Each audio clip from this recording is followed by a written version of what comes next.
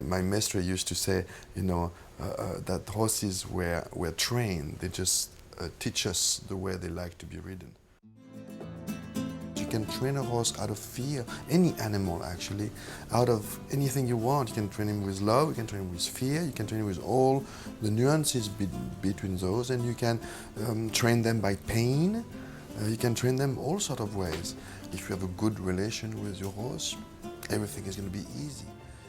In riding, we have two words that really are misunderstood. One is being the boss, and the other one is domination. Domination is really the contract. The original contract is 50-50. You want to dance with me? You are with me, I'm with you. That's what domination is.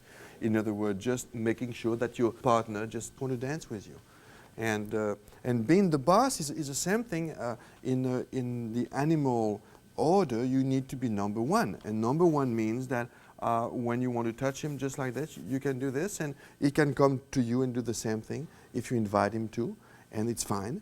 And as long as you keep it straight, it's wonderful. Now I don't want it anymore. I just say, I don't want this anymore. You stay there because I want to take a picture of you, for example, or I want to look at you, and you're not going to come close to me because that's not what I want. You stay right there, and you need to be able to do that. And then you come towards him and say, hey, that's fine.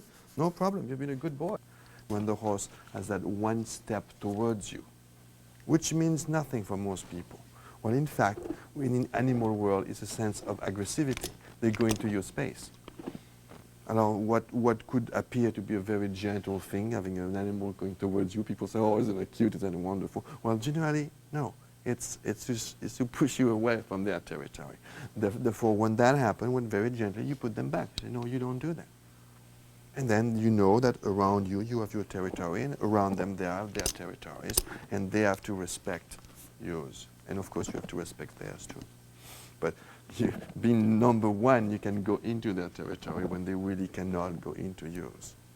For example, I can touch his head and wonderful. A young horse will try to do the same thing to me and push me, and I say, no, you can't do that.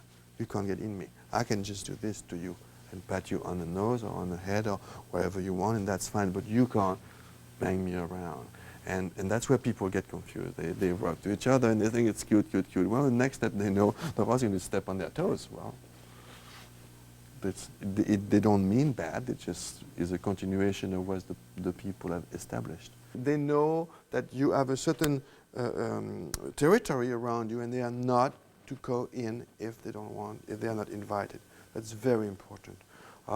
As I was saying, if your horse is taking a step towards you, who seem to be a very friendly move, generally is a dominance sign on their part. If they can go into your territory, that means they own you. They are number one. In the wild, if you see horses rearing, because they don't want to go back. Nobody wants to go back. The person who goes back in the wild is the loser.